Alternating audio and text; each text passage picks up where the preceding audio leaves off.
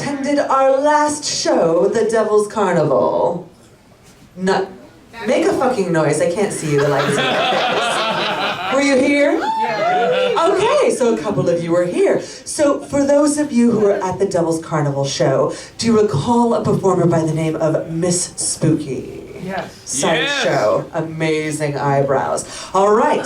Well, you'll be pleased to see this human perform again right here on this very stage in just a minute. Okay. I was told to give them a few seconds. So, who wants to see my butt? Yeah.